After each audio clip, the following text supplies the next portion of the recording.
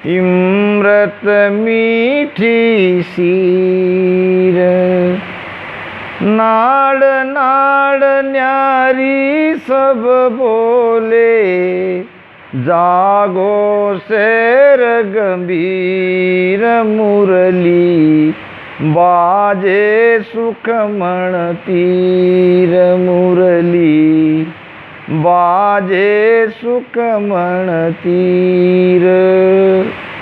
शब्द चेतन देह चमके, शब्द के जागने से शरीर धूसता है। ये देख रहे हैं आप, यहाँ प्रमाण है सामने। शब्द चेतन देह चमके, इमृत मीठी शीर। अब वो इमृत की मीठी शीर पीने को मिलती है भजन करने वाले को। अब नाड़ नाड़ न्यारी सब बोले, जब ये शब्द नाभि में आता है तो नाभि से सारे शरीर में नाड़ी नाड़ी में वो फैलता है, यानी नाड़ी नाड़ी बजने लगती है, नाड़ी नाड़ी में शब्द की ध्वनि होने लगती है और सारा शरीर जागृत हो जाता है। जागो शहर गंभीर, भीतर में सारे शरीर में एक चेतनता आती है शब्द की। और आगे जब ध्यान त्रिकुटी में जाता है तो यहाँ त्रिकुटी में बांसुरी की आवाज़ सुनाई देती है। वैसे तो 10 प्रकार के अनहद के बाजे सुनाई देते हैं, उसमें ये बांसुरी की आवाज़ भी सुनाई देती है। हीर देहल चल नाभ गुंजे, नेणा बूटा नीर। हीर देहल चल नाभ गुंजे, नेणा बूटा नीर। छेद पयाल पिछम को देखा, छेद पयाल पिछम को देखा, पर शाजम का पीर मुरली, बाजे सुखमण तीर। शब्द चेतन देह चमके, इमृत मीठी सीर। हृदय हलचल नाभ गूंजे, जब गुरुमुख से हम राम राम शब्द सिमरन करने का वो आदेश मिलता है, या गुरु हमारे कान में भजन करने के लिए वो राम मंत्र, वो राम शब्द हमें देते हैं, तो जब उसे रसना से जिब्या से रटते हैं तो यहाँ ये कंठस्थान हिलने लगता है। यहाँ ब्रह्म वैराट से शब्द जगता है। और यही शब्द जैसे उसी प्रकार हम राम राम करते रहे तो हृदय में हलचल होती है, हृदय में प्रेम प्रगटता है, मन में बड़ा प्रेम आता है। मन का घर हृदय है, मन का सुरती का घर हृदय है। महाराज कहते हैं अष्टापाक कमल दल हीरदा, जहाँ शिव आसन होई रामा। अष्टापाक कमल दल हीरदा, जहाँ शिव आसन होई। मन सो बुध सूद सो सुरता, मन सो बुध सूद सो सुरता, इन्हीं का घर यही होगी गन में, शहर बसाया बे। जी तुम सुनता हो गुरु ज्ञानी, तुम जानत हो ब्रह्म ज्ञानी होगी गगन में, शेर बसाया बे। मन का घर है हृदय, मन रहता है हृदय में। जब शब्द कंठ से हृदय में आता है तो मन को बड़ा आनंद आता है, और आनंद की हलचल सारे शरीर में इस हृदय स्थान के माध्यम से सुनाई देती है, अनुभव में आती है। नाभ गुंजे नैना बूटा नीर, आगे शब्द नीचे नाभि में आता है, और नाभि में भंवरे का जैसा गुंजार होता है। महाराज कहते हैं, महाराज एक बात बोलिए। हाँ, सुनता और सुनता दो है। ये से सुना ही नहीं देता मुझे, बाद में बोलता। हाँ, तो यहाँ शब्द भंवरे की जैसे भड़न भड़न भड़न जैसा भंवरा गुंजार करता है, फूलों पे मंडराता है, इस प्रकार ये शब्द में महाराज कहते हैं, अनहद झालर भंवर गुंजारा, आत्म बीन नाभ घर बागी, शंकरी घोर गीगन जाय लागी, अनहद झालर भंवर गुंजारा, हाय वा तो मुरली री, वा तो मुरली री टेर निहारी, मारा गुराजी राधेश चालो ये सैया मारी। आत्म बीन, यहाँ बीन की आवाज़ सुनाई देती है। यहाँ आत्मा नाभि के स्थान पर सबसे नज़दीक रहता है। आत्मा अगर हमारे शरीर में कहीं नज़दीक है तो वो स्थान है नाभि, क्योंकि जब हम माता के पेट में रहते हैं तो माता की नाभि से हमारी नाभि वो नाड़ जुड़ती रहती है, वो नाड़ के द्वारा हमें अनाज मिलता है, रस मिलता है। तो आत्म बीन नाभ घर बागी, ये आत्मा की बीन, ये आत्मा का अनहद शब्द नाभि में बजने लगता है। शंकरी घोर गिगन जाए लागी, अब नाभि में यहाँ से सारी नाड़ियाँ निकलती है, अब यहाँ सिर तक भी नाड़ियाँ जाती है, तो यहाँ का अनहद की ध्वनि नाड़ियों के द्वारा सारे शरीर में, सारे रोम रोम में सुनाई देती है, ऊपर मस्तक में भी सुनाई देती है। शंकरी घोर गिगन घर लागी, अनहद झालर भंवर गुंजारा, वो अनहद की ध्वनि भंवर के गुंजार के समान सुनाई देती है। आगे हाय वा तो मुरली री टेर निहारिये, महाराज कहते हैं, हृदय हलचल नाभ गूंजे नैना बूटा नीर, आंखों से आंसू टपकते हैं, बिरह के आंसू आने लगते हैं। छेद पयाल पिछम को देखा, अब पाताल को छेद लिया, उस कमल को पार कर लिया। छेद्या चक्कर कवल खट बिंद्या खटबारी दे खोली, अब पिछम का रास्ता खुल गया, और पिछम का रास्ता खुलते ही रीढ़ के हड्डी के भीतर से शब्द की यात्रा आगे बढ़ते बढ़ते यहाँ मेरु स्थान पर आ गई। यहाँ मेरु स्थान में बैठा है यमराज, परस्या जम का पीर। अब यमराज को परसा जो जम का पीर है, जो यमराज है, अब वहाँ उसकी अनुभूति होने लगी, वहाँ बंद लग गया।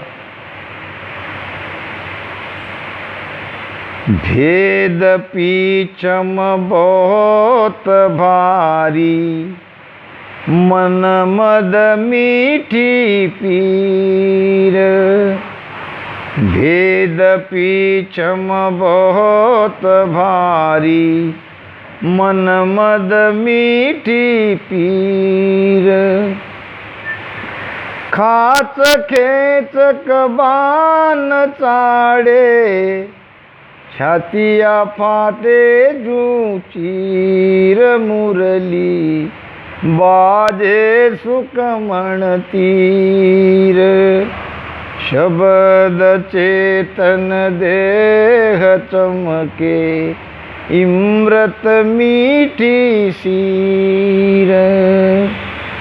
नाड़ नाड़ न्यारी सब बोले, जागो शेर गंभीर मुरली, बाजे सुकमण तीर।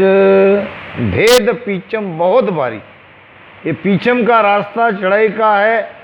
यहाँ से शब्द सुरती और प्राण को ऊपर चढ़ाना बड़ा कठिन है। भेद पीछम बहुत भारी, मन मद मीठी पीर, पीर नाम पीड़, यानी विरह के आंसू निकलते हैं, वो पीड़ मन में उठती है। परमात्मा को मिलने की चाहना बहुत जोरदार तरीके से जागृत होती है। मन मद मीठी पीड़, ये दुख भी है तो ये दुख कोई सांसारिक का दुख नहीं है। संसार में जैसे हम दुखी होते कि नहीं, कुछ चीज़ नहीं मिली तो, ये दुख वो दुख नहीं है। ये आंतरिक दुख तो परमात्मा न मिलने का दुख है, और ये भी मीठा दुख है। ये दुख में भी आनंद है, आनंद के साथ हमारी यात्रा शुरू होती है। हम रोता भी दिखे तो हमारे अंदर आनंद आ रहा है। दूसरे को तो दिखेगा कि ये क्या कर रहे, इसको दुख है क्या, कुछ कोई दुख नहीं। उनकी आत्मा परमात्मा को मिलने के लिए तड़प रही है और माया रो रही है। रोती कौन है? माया, कि अब ये हंस मुझसे सदा के लिए बिछड़ जाएगा। युगों युगों से ये मेरे साथ था, अब ये मुझे छोड़ने वाला है, इसलिए माया रोती है।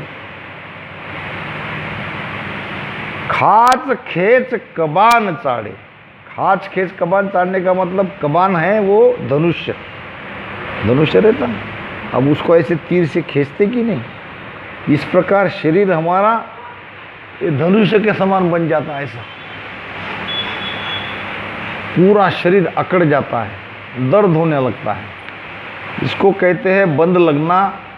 भूतानपात नाम का बंद यहाँ लगता है। खाच खेच कबान चाड़े, छातिया फाटे चू चीर। जैसे हमारी छाती चीर तो नहीं गई, बजरंगबली ने चीर के बताया था ना, इस प्रकार छाती हमारी फट तो नहीं जाएगी, ऐसा प्रतीत होता है जब वो बंद लगता है। बंद लग गया तो घबराना नहीं चाहिए, कुछ दिनों तक वो लगा रहेगा। बाद में शब्द और प्राण जब ऊपर निकलेगा तब वो बंद खुल जाएगा। अब महाराज ने तो वो बंद के बारे में ही तो भजन बताया है कि महाराज का ध्यान भी, प्राण भी यहाँ अटक गया था। अटक रयो रे साधो, अटक रयो रे, अटक रयो रे साधो, अटक रयो रे। कोई मुझ मेरे लंगाओ बे, कोई मुझ मेरे लंगाओ बे। जिन आस्थान तीर्थंकर पूगा, जिन आस्थान तीर्थंकर पूगा। सोई आसन मोय भावे बे, सोई आसन मोय भावे बे। ये बंद के कारण महाराज का ध्यान वहाँ अटक गया, प्राण वहाँ अटक गया, और हमारा भी अटकेगा। तो बंद लगने से घबराना नहीं चाहिए, भजन करते रहना चाहिए। भजन करने से ही बंद खुलेगा। अड़ा पिंगला सुखमण जागी, मिलती रवेणी तीर। अड़ा पिंगला सुखमण जागी, मिलती रवेणी तीर। प्राण उलट आद घर आए, थके बेराट शरीर मुरली, बाजे सुखमण तीर। शब्द चेतन देह चमके, इमृत मीठी सीर। नाड़ नाड़ न्यारी सब बोले, जागो शेर गंभीर मुरली, बाजे सुखमण तीर। अला पिंगला सुखमण जागी, ये 3 नाड़ियाँ है। वैसे नाभि में जब भजन आता है तो 24 नाड़ियाँ जागृत होती है। अब ये 24 में 3 ही हमारे काम की है, ईड़ा पिंगला सुक्मणा। यहाँ ब्रह्म स्थान और गुदा के बीच उनका उगम स्थान है, यहाँ नीचे। और ऐसे रीढ़ की हड्डी को, ये जो हम क्या कहते हैं उसको, रीढ़ की हड्डी कहेंगे। रीढ़ की हड्डी के भीतर में बीच में है सुक्मणा, और ऐसे ईड़ा और ऐसे पिंगला, बीच की नाड़ी है सुक्मणा। अब यहाँ तक ये तीनों नाड़ियाँ ऐसे चिपक के जाती है, तीनों एक साथ। यहाँ से ईड़ा ऐसे इधर आती है, पिंगला इस प्रकार से आती है, और सुक्मणा इस प्रकार से सिर ऊपर से यहाँ पे त्रिकुटी में आके मिलती है। सिर ऊपर हुए त्रिकुटी आवे, और लागो ध्यान नेन पलटावे। तो ये तीनों नाड़ियाँ का ही हमें ध्यान के लिए ये बहुत उपयोगी है। नाड़ियाँ जगनी चाहिए, सुक्मणा जगनी चाहिए। सुक्मणा ही नहीं जगी तो आगे का कोई आनंद नहीं आएगा। वो जो भी आनंद हम ले रहे हैं वो केवल और केवल बिना सुक्मणा नाड़ी का आनंद है। महाराज कहते हैं कि सुक्मण शीर खीर बहु मीठा, 3 ताप का बुझा अंगीठा। 3 ताप दाजे जग सारा, सुक्मण शीर खीर बहु मीठा। जो भजन में आनंद आता है वो सुक्मणा नाड़ी का ही आता है। और 3 ताप का बुझा अंगीठा, जो आदि व्याधि उपाधि 3 प्रकार के ताप हमारे पीछे है, वो सारे ताप जब सुक्मणा नाड़ी में ध्यान चला जाता है तो सारे मिट जाते हैं, ना आदि व्याधि कोई ताप नहीं रहती। अला पिंगला सुक्मण जागी। अब यहाँ से ईड़ा पिंगला और ये सुक्मणा, ये तीनों नाड़ियाँ महाराज कहते हैं, आगे गेल दोय जा फूटी, सोच रहा मन माई। अब कहो कौन बतावे गेला, अमर लोक सतसाई। अब यहाँ 3 रास्ते हैं। अब महाराज यहाँ के रुक रहे और कह रहे हैं, आगे गेल दोय जा फूटी। रास्ते तो 2 हो गए, यहाँ तक तो बराबर आ रहे थे। अब सोच रहा मन माई, अब मन सोच रहा है कि अब आगे कैसे जाए, किस रास्ते से जाए। अब कहो कौन बतावे गेला, अब अमर लोक का रास्ता कौन बताएगा। तब महाराज कहते हैं, अब कहो कौन बतावे गेला, अमर लोक सतसाई। अब उसका आधार है सदगुरु का शरणा। सतगुरु शरण ज्ञान सब सोजा, राम नाम लिवलाया। अब सदगुरु का शरणा पक्का धारण करना पड़ेगा और राम नाम का भजन करना पड़ेगा, उसमें लिव लगानी पड़ेगी, तभी ये तीसरा रास्ता खुलेगा। सतगुरु शरण ज्ञान सब सोजा, राम नाम लिवलाया। दोनों गेल रही पसवाड़े, बीचे रहा दिखाया। दोनों रास्ते दो तरफ से हो जाते हैं और बीच में से ये सुक्ष्म नाड़ी का रास्ता खुल जाता है।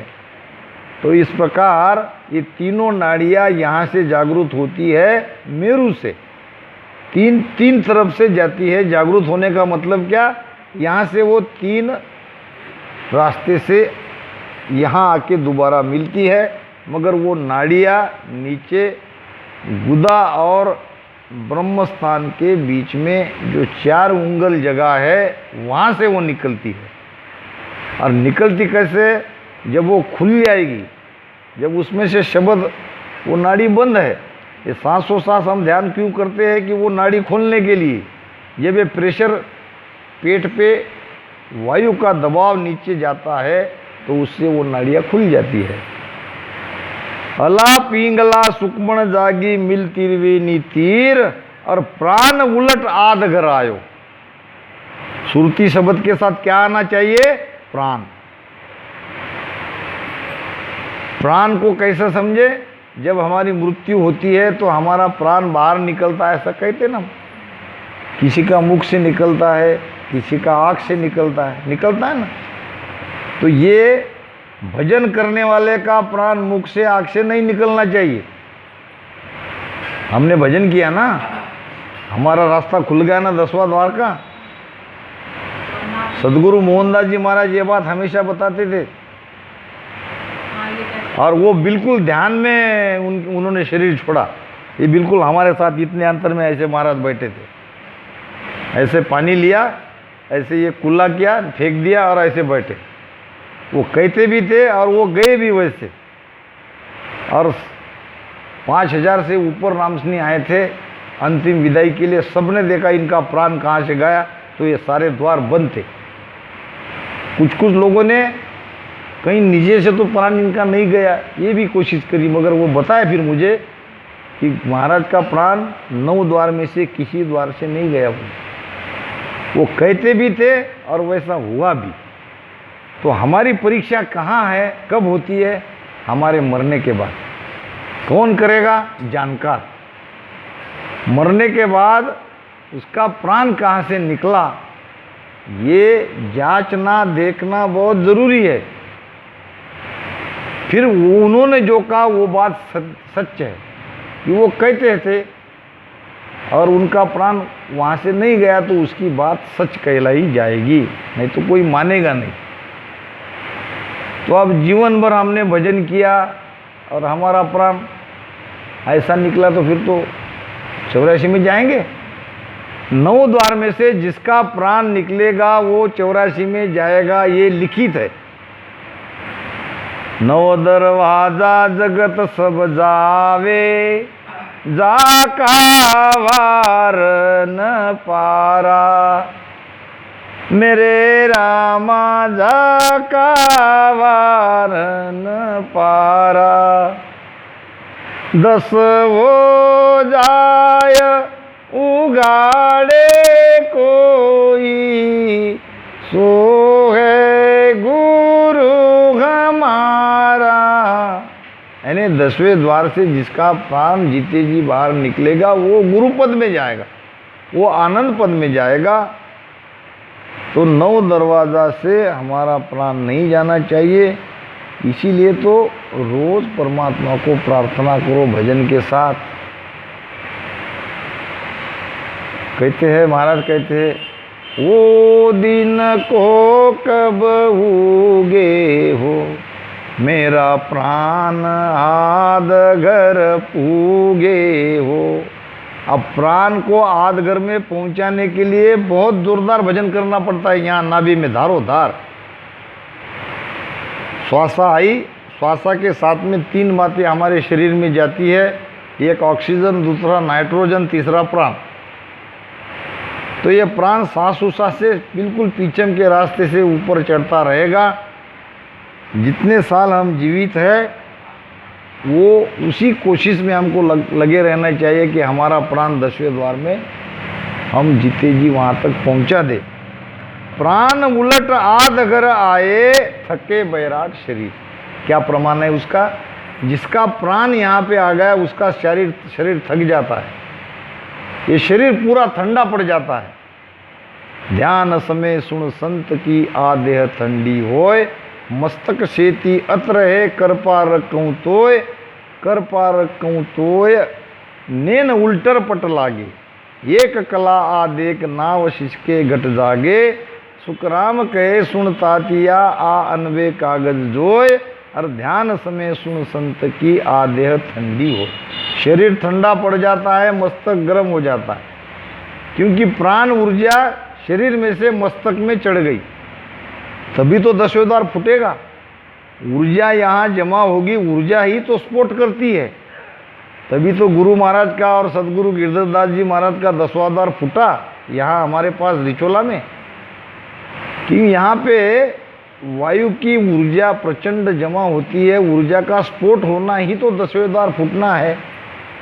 प्राण उलट आद अगर आयो थके बेराट शरीर, और मुरली बाजे सुकमण तीर, ध्यान लाग्यो जोत देखी, सुकमण टप क्या हीर, ध्यान लाग्यो जोत देखी, सुखमण टप क्या हीर, दास सुख देव अमर घर में, दास सुख देव अमर घर में, पीवे इमृत सीर मुरली, बाजे सुखमण तीर,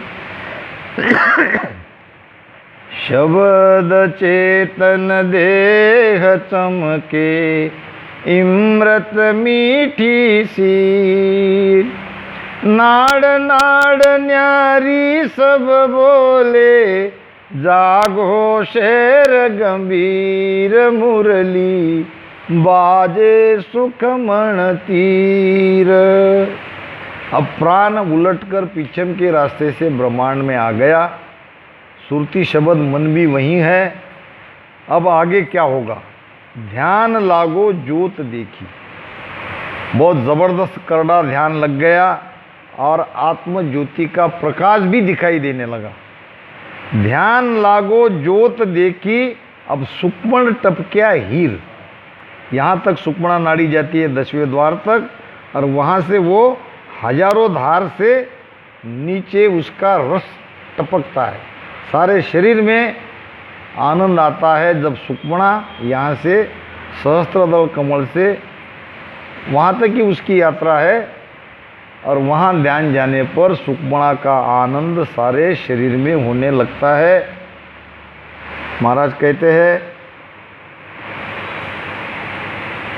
पाख हजार कवळ जा खुल्या, कळी कळी रस छूटा रामा, पाक हजार कवळ जा खुल्या, कळी कळी रस छूटा, जन सुख राम मिल्या सुन सागर, जन सुख राम मिल्या सुन सागर, हीर अमोलक बूटा होगी घन में, भवर गुंजाना बे। यहाँ जाने पर ऐसे नीचे रस टपकता है, यानी जैसे हीरा की बारिश हो रही हो। अब हीरा की बारिश, रस टपकना, ये सारे उस आनंद की उपमा है। यानी ऐसा आनंद वहाँ आता है कि उस आनंद को हम और किसी बात को समझा नहीं सकते। महाराज ने समझाने की कोशिश करी कि वहाँ से हीरा की वर्षा होती है। जब हीरा की बारिश होने लगे तो कितना आनंद आएगा। पैसे की भी बारिश होगी तो आनंद आएगा कि नहीं। सारे पैसा हम उठाने के लिए भाग दौड़ेंगे ना, पैसे की अगर बारिश होती है। अब वैसे हीरे की बारिश होने लगे तो एक एक हीरा लाखों रुपए का। तो ये आनंद की उपमा है। ऐसी सुक्मण टपक्या हीर, सुक्मणा नाड़ी से वो हीरे जैसा आनंद नीचे टपकता है। और दास सुखदेव अमर घर में पीवे इमृत सी। अब वहाँ जाके सदगुरु सुखराम जी महाराज अमृत की सीर पीने लगे। अब अमृत पीने से क्या होता है, अमर हो जाते। अमृत पीने को मिलता है वहाँ, और वहाँ अमृत पीने पर यानी ऐसी ध्यान की स्थिति होने पर हम जीते जी अमर हो जाते हैं। राम।